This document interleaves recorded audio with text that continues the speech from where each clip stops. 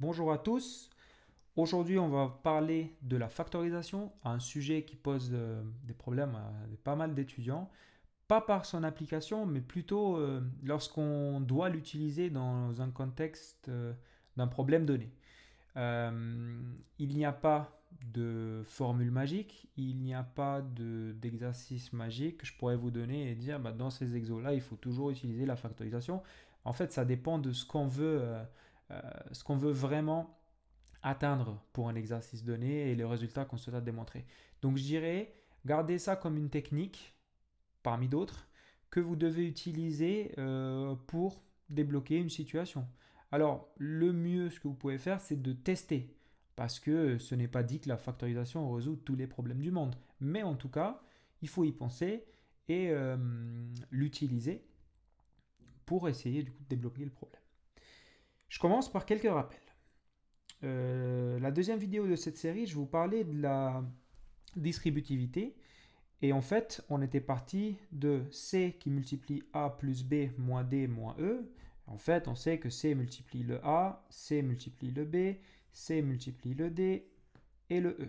Attention aux signes, bien sûr, il faut qu'on ait les signes équivalents. Et on obtient donc la forme qu'on a à gauche. Mais maintenant, si je vous disais, vous avez la forme à gauche, bah, essayez de transformer une somme ou une soustraction à un produit. Et donc là, l'utilité de factorisation, elle est évidente.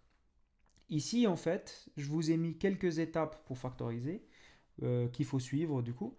Vous pouvez mettre la vidéo en pause, prendre note ou bien me demander s'il faut que je vous envoie cette petite fiche que j'ai fait.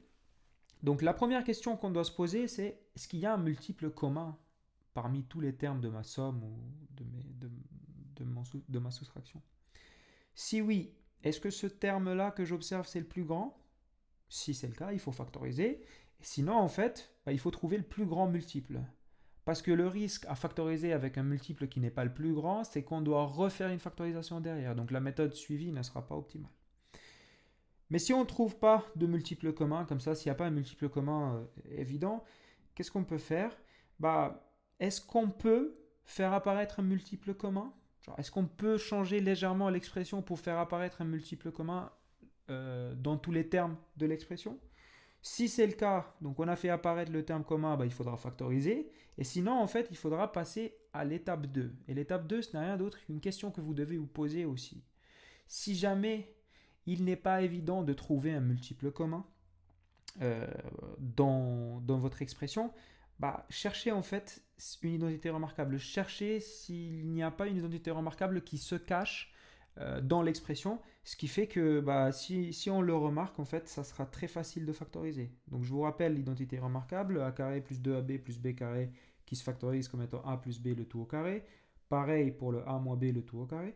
Et lorsque vous avez a carré moins b carré, ça se factorise par a moins b fois a plus b. Un conseil que j'ai à vous donner lorsque vous cherchez des identités remarquables, c'est aidez-vous du nombre de termes et des signes. Donc, par exemple, si vous voyez une expression qui a trois termes et vous soupçonnez une identité remarquable, bah, vous éliminez directement la troisième parce que ça ne sera pas le cas, parce que je sais que la forme développée de la troisième, elle a que deux termes. Ok. Et pareil, si je vois trois termes et j'ai un moins après un plus, bah, c'est peut-être le a moins b le tout au carré et pas le a plus b le tout au carré. Donc voilà, c'est ce petit cours pour vous guider un peu lorsqu'on va résoudre des exercices. Donc, commençons par la question numéro un. Donc ici, la question que je me pose, c'est est-ce qu'il y a un multiple commun? Bah, je vois, j'ai x plus 1 ici, x plus 1 puissance 3 et x plus 1 là-bas. Donc a priori, je dirais que le x plus 1, c'est le multiple commun. Est-ce que c'est le plus grand? Est-ce que je peux par exemple prendre x plus 1 puissance 3? Je pourrais, mais dans ce cas-là, le x plus 1 qui divise x plus 1 puissance cube, bah, ça donnera x plus 1 puissance moins 2 et je suis pas sûr que ça simplifie notre expression. Donc je dis que le plus petit multiple commun ici, c'est le x plus 1. Et je le mets en facteur. Donc je mets en facteur le x plus 1, ça me donne. Euh, J'ouvre la parenthèse. Du coup, j'ai x plus 1 qui doit multiplier quelque chose pour arriver à 3 fois x plus 1. Autrement dit, par quoi je dois multiplier le x plus 1 pour arriver à 3 fois x plus 1? Bah, par 3. Plus, par quoi je dois multiplier le x plus 1 pour arriver à x plus 1 au cube? Bah, par x plus 1 au carré. Ok. Et par quoi je dois multiplier le x plus 1 que j'ai mis en facteur pour arriver à x carré plus 4 fois x plus 1? Bah, par moins x carré plus 4. Ok. Au début, vous pouvez tester le chemin inverse, c'est-à-dire une fois que vous avez factorisé, essayez de développer pour voir si vous arrivez au résultat initial. Donc dans ce cas-là, bah, j'ai égal à x plus 1. Je commence du coup à simplifier les termes dans la deuxième parenthèse. Ça me fait 3 plus, je développe l'identité remarquable, ça me fait x carré plus 2x plus 1 moins x carré moins 4. Ok. Le moins, ça inverse les signes. Hein. Égal à x plus 1 qui multiplie. Alors, x carré moins x carré, ça disparaît. 3 plus 1 moins 4, ça disparaît également et ça me laisse juste 2x. Autrement dit, ça fait 2x, x plus 1. Ok. L'utilité de ça, par exemple, imaginez si je vous avais demandé de résoudre l'équation 3 fois x plus 1 plus x plus 1 au cube moins x carré plus 4 fois x plus 1 égale à 0. Bah, en fait, vous voyez que si on ne factorise pas, ça peut être compliqué de résoudre. Ok. Donc là, voilà, la factorisation, elle est finie. Ensuite, je regarde, deuxième exemple. J'ai 14 qui multiplie 2a moins 3 le tout au cube, plus 2a moins b qui multiplie 3 moins 2a puissance 4. Du coup, là, la question que je me pose, c'est est-ce qu'il y a un multiple commun? Ok. Je vois que j'ai 2a moins 3 et 3 moins 2a. Ok.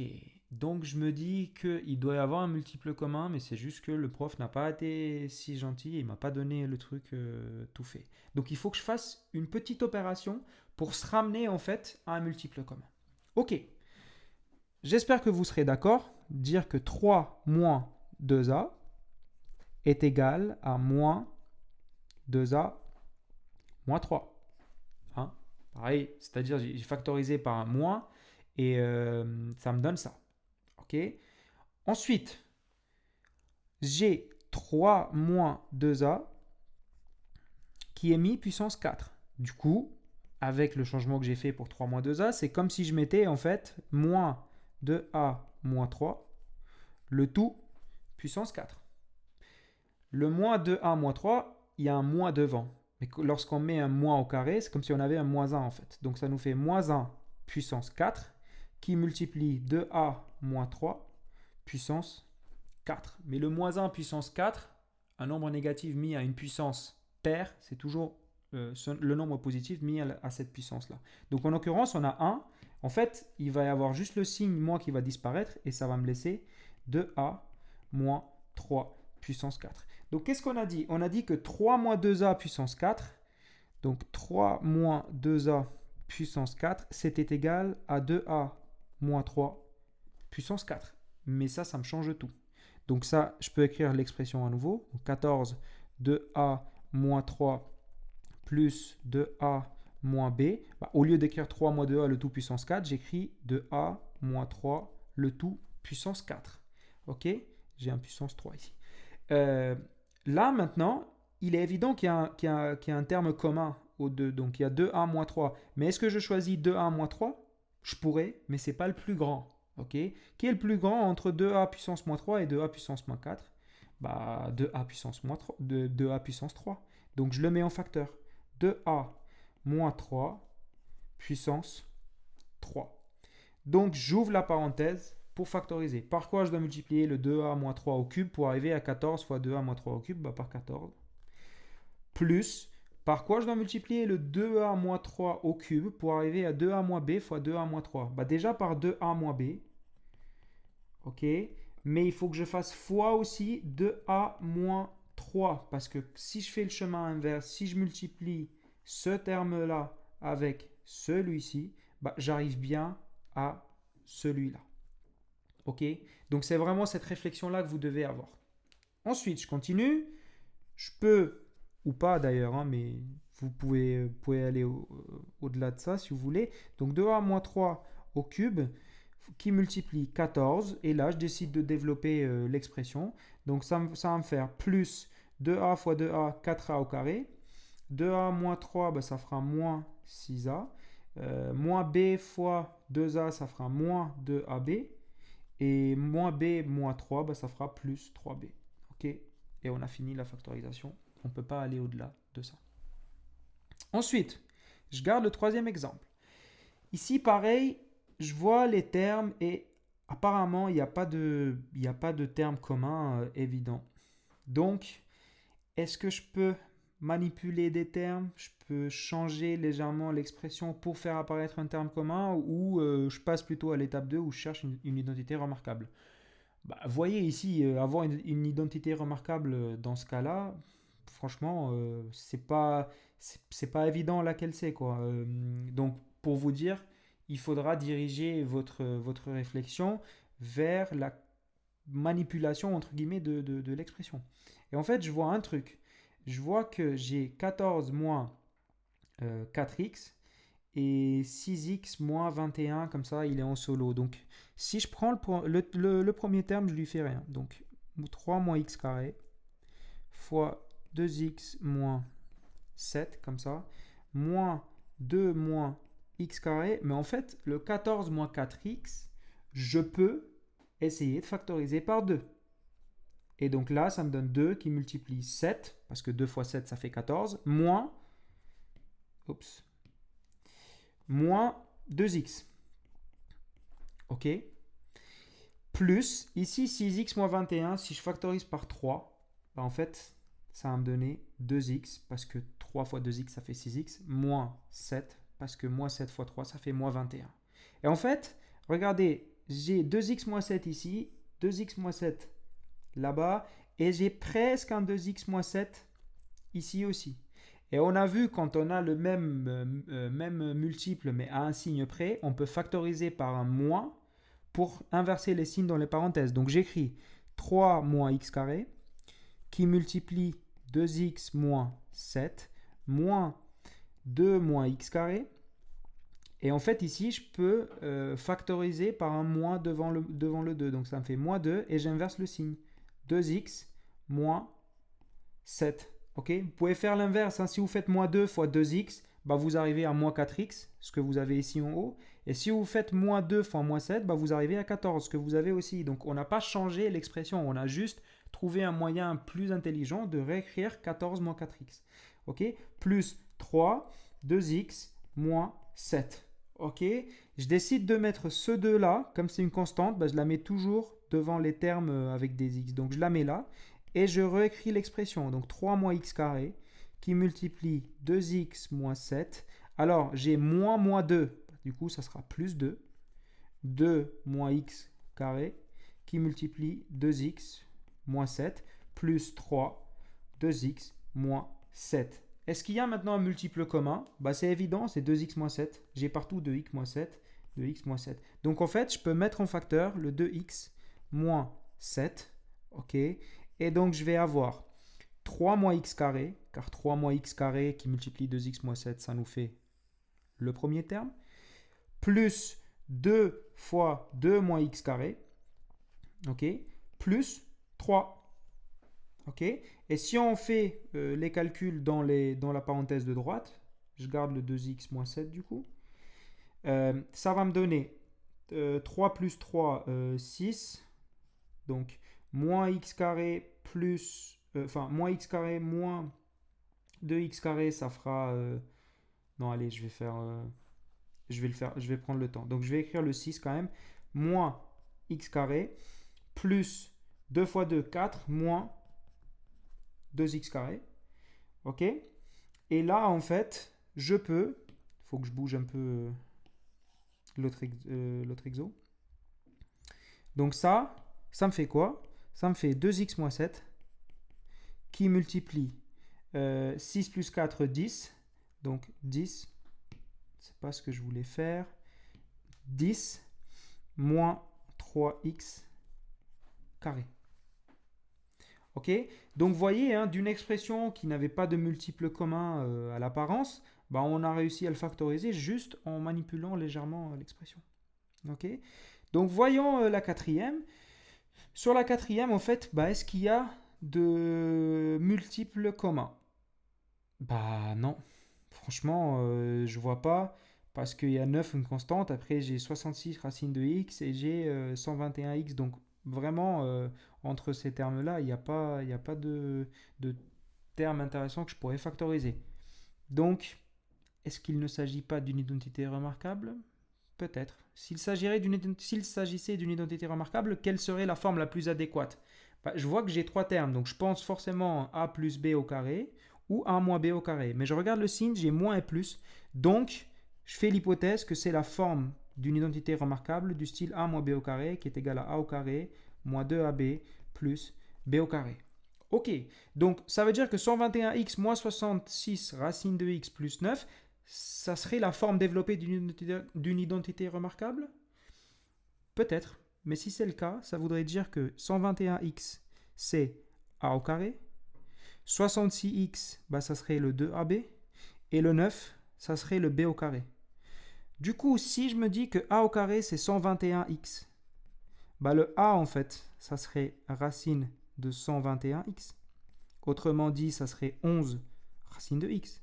Si je dis que b carré est égal à 9, bah b serait égal à 3.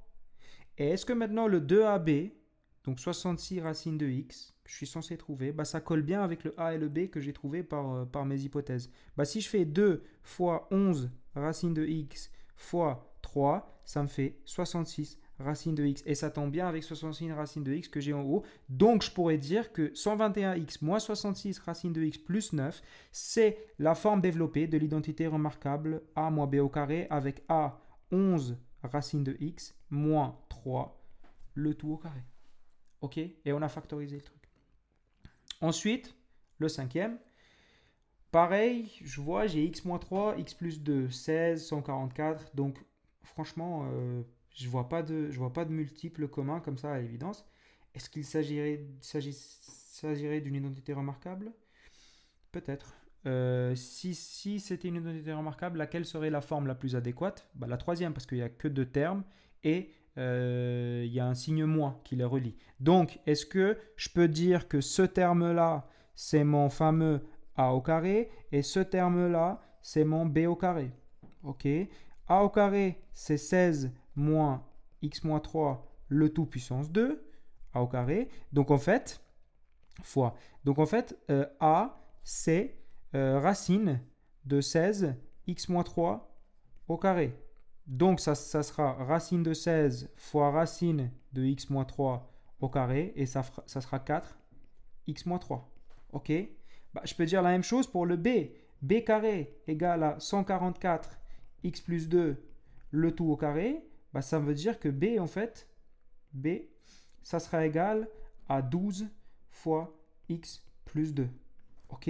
Donc en fait, j'ai mon a, j'ai mon b, bah, il suffit juste d'écrire a moins b fois a plus b. Donc notre a c'est 4x moins 3 moins 12x plus 2 qui multiplie 4x moins 3 plus 12x plus 2. Ok? Et si vous faites les calculs dans les parenthèses, bah, ça va vous donner en fait 4x moins 12 moins 12x moins 24 qui multiplie 4x moins 12 plus 12x plus 24. Ok? Et du coup, là, je vais les bouger un peu pour que ça ne gêne pas. Donc je les mets là.